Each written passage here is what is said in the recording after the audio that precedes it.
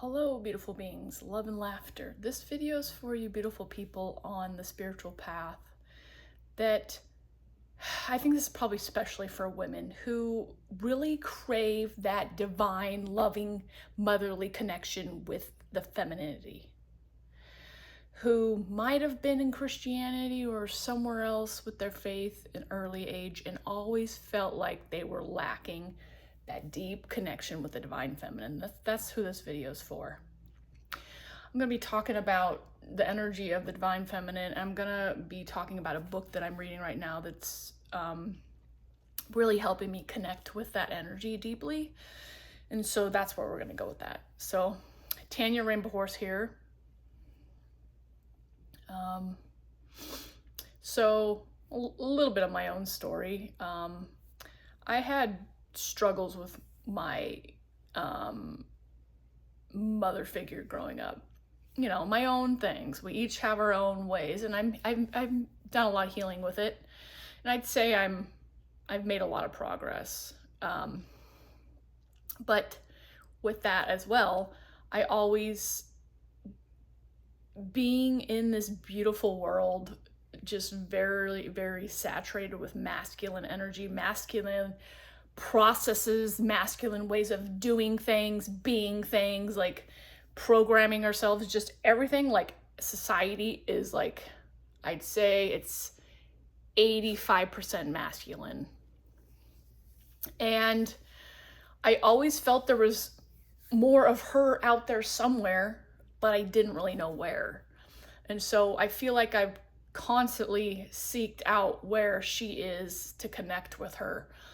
You know, I wasn't really steeped in Christianity a lot, though you can't help but kind of be, you know, doused in it here and there because it's so heavily everywhere.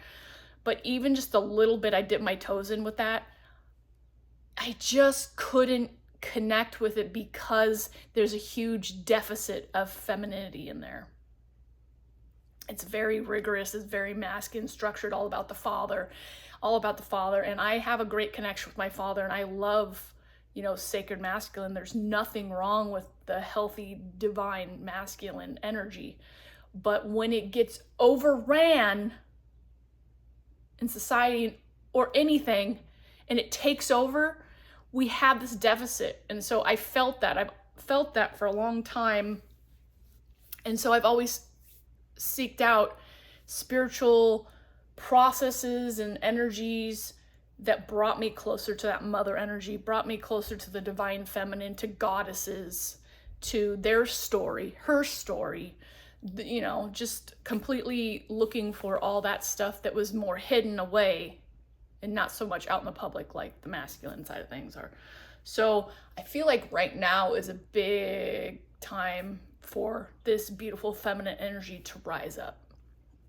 You know, with the way of the patriarchal energy out in the world right now, it's time for her to come up. And I know I've said this a lot in my videos and I'll still say it, and I feel like big strong part of the work I'm gonna do is gonna be serving women and helping her connect with her energy, the goddesses, our body, you know, and all, our fertility, and all the beautifulness that she encompasses her way, you know, softening, being more in love, slowing down, living from a state of surrender, more of a passive energy as a power versus full thrust forward, even though, you know, I accompany some of that as well. But I'm pretty masculine in my energy a lot of ways because I've adapted to, you know, having to be in a vastly patriarchal society. And so I've got that side of me down pretty well. It's just slowing down is definitely been a challenge for me. Letting go of time, focusing on that. Just basically all these masculine structures are so heavy in my energy field that it's like, I've got to let my guard down for her to come in more. And so the more I do that, the more I get to witness her magic and be steeped in it. And I know that's really where my place of power is going to be for the the magic I'm going to bring out in the world. So this is the book that I'm going to talk about, Womb Awakening, Initiatory Wisdom for the Creatrix of All Life. It's by Ezra Bertram and Serene Bertrand, excuse me. It's a husband and a wife. And I'm not even that far in it. I'm on page 73, and this book goes to like page 500 or just a little bit under that. And just 73 pages in, I was a little hesitant to read it at first because there's a male on it, and I love men and I love masculinity, but when it comes down to the feminine energy, I want to hear it from her. I don't want to hear it from him. But as I got into it, you find out how they both were searching for this feminine connection energy, and they both went on these wild pilgrimages across the world, living in different styles and learning with gurus and whatnot. And then through that, then they came together, and then through that, that's really where this body of work in this book came about. The union between the two of them is really what birthed the book. And in that really called to me, that bringing a couple together, both connecting with their feminine energy, the feminine goddess energy, that called to me, because there's so many masculine people, males out in the world who are cut off from anything that's slow going, or just there's a lot of aggression towards feminine energy out in the world that I feel as being an empath. And even women have some of that. And so seeing how a male and a female come together in a beautiful relationship and both harness that energy together and create this book of work has been really enlightening for me. Like I said, I'm only on page 73, but I'm loving it so much because they've talked about their experience, and then they're talking about where in history is the feminine hidden in all these places where she just hasn't been given enough credit. If you do your research and go out in the world and look at almost every culture, you're going to find her. She's there. She's just been pushed down. And so you just have to dig around a little bit to really get her content on. But, this idea of like how the feminine worship happened like before Christianity came about, that's really what I'm interested in, because everyone thinks that, Christianity is where all of, the spiritual religious stuff really started taking power, and how they just went around the whole world and started dominating people to be in their way, when she was here long before. It was just that masculine energy just was widespread, just so forced on people that she was just kind of forced to close up and to descend in the background, but she's always been there. And so it's given me a chance to connect with her story in a different way and see her journey, hear her story, and in a way that's validating me in a different way. It's giving me power that I always knew was there, but I wasn't quite able to connect with it because I didn't know the origins. Didn't know the origins and the ideas of where certain parts of her showed up in history. And that is important to me. To see, we've got so many books on history and wars and, all these accomplishments the males made, and that's beautiful. But I want some books, I want to see where the women ruled, or, you know, where they did good, where they were getting science awards or writing books or inventing things. Because that we know there is. They just haven't been represented, you know? There's just been a deficit. We've been closed down ourselves. Femininity has been pushed down, and so a lot of us women even are learning to be in our own bodies and connect with our femininity in a different way, you know, and connecting with her and like learning how to shed this overabundance of masculinity that we've been taught and learning how to be sisters again. You know, there's you'll hear, you know, part of the negative energy of the patriarchy is that, like, you know, women are catty and they don't know how to be friends or have a sisterhood, and guys are all chummy and cool with each other, but we can't, which is a complete lie. It's just part of what, to keep us separate, you know, to keep us from not getting together and creating big circles because people are scared of our magic. But, you know, so what? You know, it's time. It's time for her to come up, and I just find it really beautiful and poetic to hear her stories and how her symbolism shows up in all the cultures. And it's really helped me connect with love on a deeper level. Because being soft and tender and delicate, like in my romantic relationship with my husband, has kind of been something that never really excited me a lot. You know, I could be gentle and stuff, but I always kind of more showed up aggressively in our relationship and shied away from that softness.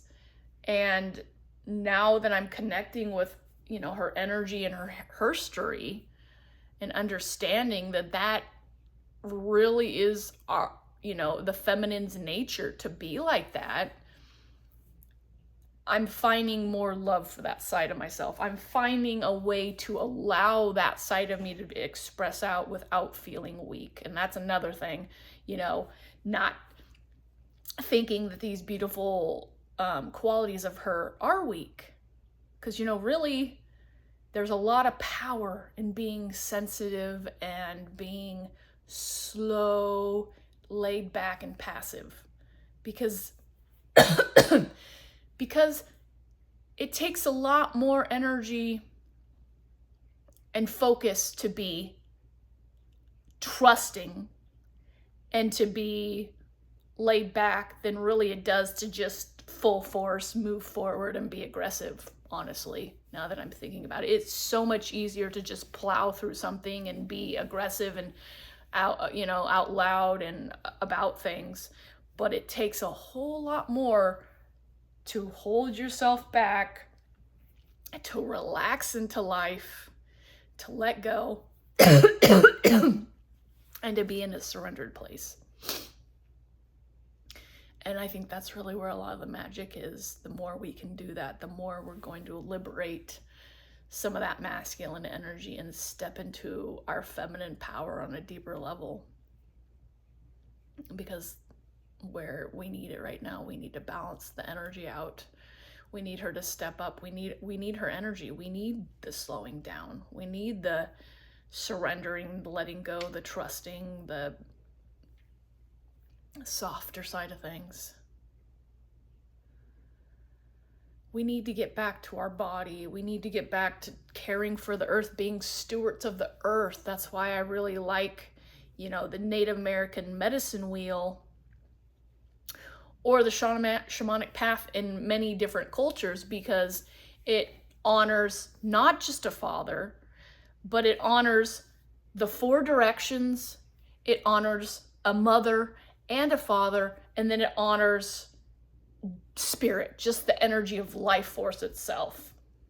So it covers all the elements of life, and that's a very feminine approach to worship and ritual and connecting with life. Being connected with the cycles connects us with Mother Earth. You know, we've gotten away from honoring the seasons and the cycles, and, you know, our inside world has gotten bogged down with superficial things. You know, when we are connected to the cycle of the earth, men and women, we honor the plants and the animals more. We take more care into being compassionate and loving. We slow down and we treasure treasure the beautiful sights around us more, versus just race and rush around through life doing, consuming. We get to honor ourselves more and discover who we are.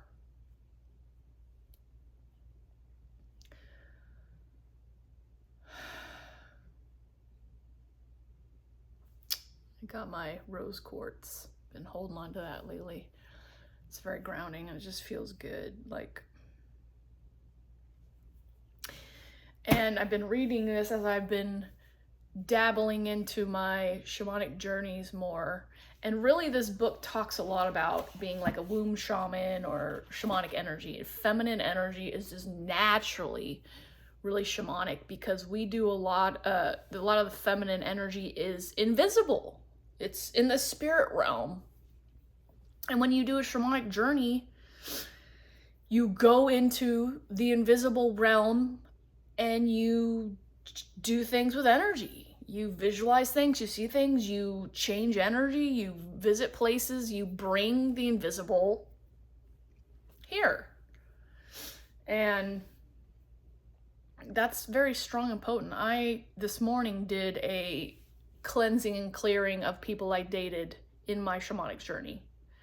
Because since I'm reading this book, Womb Awakening, I feel like it's a good time for me to cleanse my womb in all the ways. Next, I'll probably do a cleanse of any shame or any traumas that I might be holding there. And then after that, I'll probably clear out any ancestral wounds. And then after that, I'm sure I'll find something else to clear out. And I'm just going to see where this takes me. You know, this is part of the feminine empowerment, is going into non-ordinary reality and creatively finding ways to cleanse and clear my energy.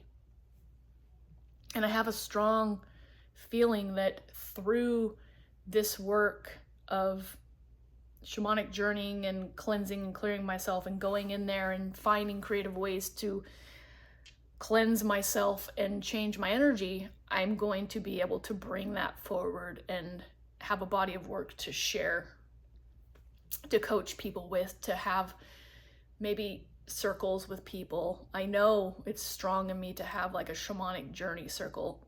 I've experienced that, like a feminine shamanic journey circle where we meet either on Zoom or in person or both, and we all do a journey together. And then we come out of it, we take notes, and then we talk about it together. Or, you know, I even gotten ideas of having a shamanic journey circle with females where we go in and we heal ourselves, or we heal other people, and see what kind of magic can be created there. But really, this video is just opening us up to connect with her.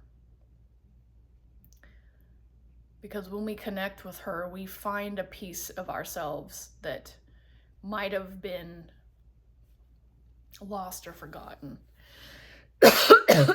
might have been pushed aside, might have been pushed around, and we find power in it.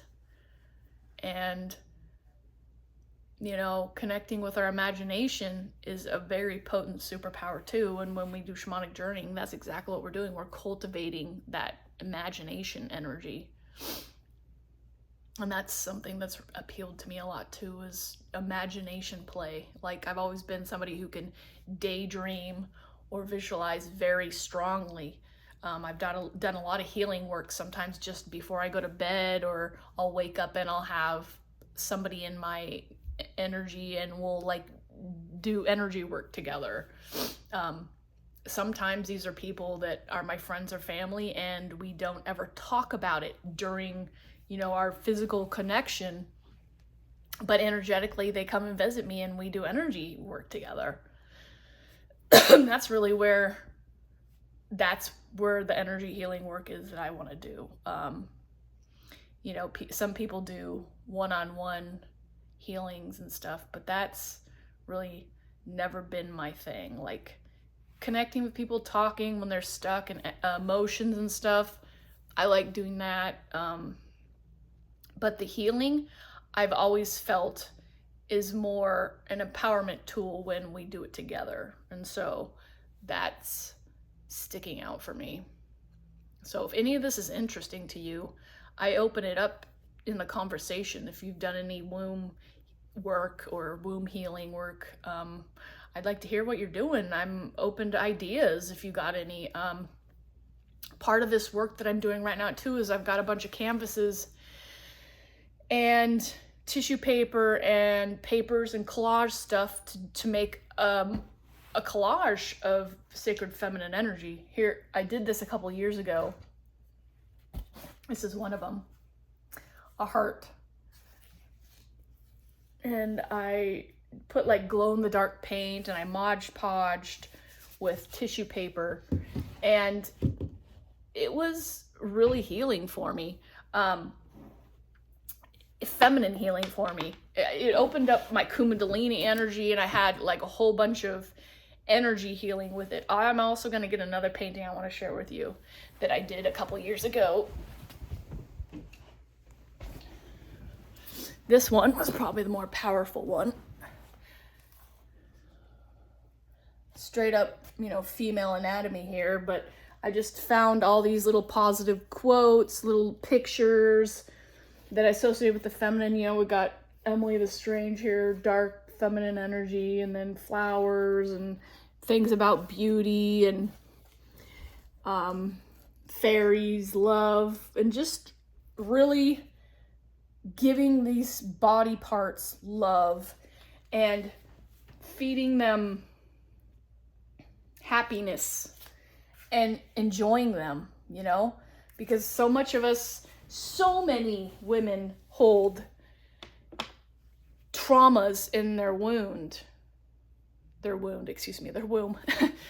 and paying homage to the body parts that have carried so much burden for so long is healing and is releasing and letting go. And I find that while I've been doing this work, that I just feel so much love for myself and my body and the feminine. It feels like being close to her. It feels like more primal mother energy.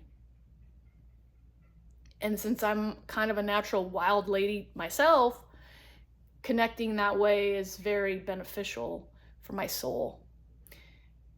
And that's really kind of where it's at, is it's like a soul journey for the feminine, or the masculine too. Having males connect with the feminine energy like that is beautiful. That's a dog barking in the background. It's a beautiful thing to see that too.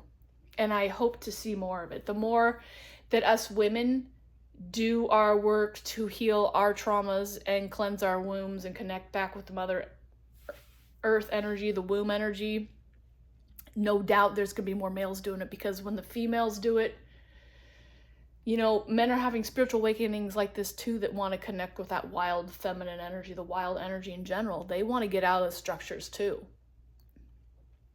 I know I said that you see a lot of masculine energy not connecting with that softness, but no matter how much of a front they put up of being tough and arrogant and stuff like that, it just means that there's a layer under there that's really hurting, most likely, because they feel, like in society, that they have to be macho and look cool and stuff. Otherwise, they'll be, harassed or picked on or something like that.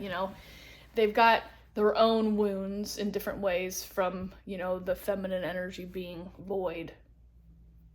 So the more we can heal that, the more we're going to see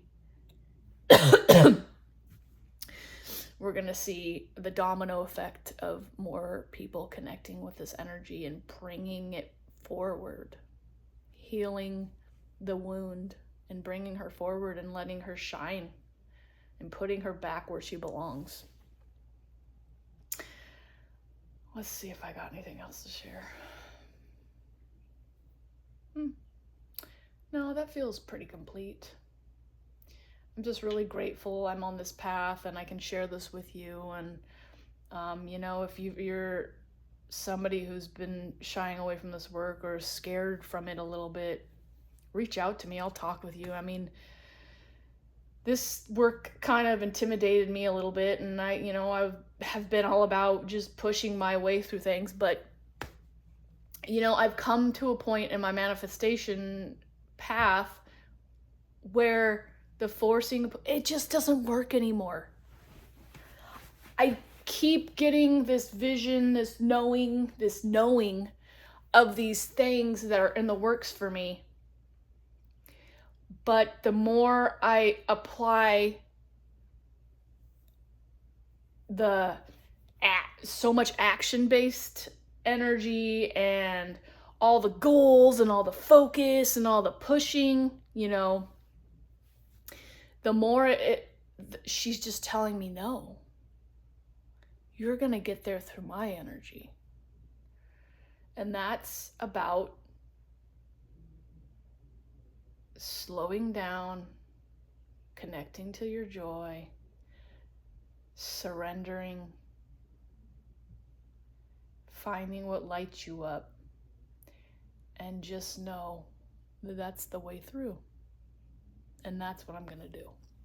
So I'll keep sharing updates and whatnot with you. But again, if you have any questions or comments about this kind of thing, I'm open to it. Yeah. Love and light, Tanya Rainbow Horse. And I'm really glad that you showed up to receive the message here. And I send you so much love from my heart to yours. Till the next video.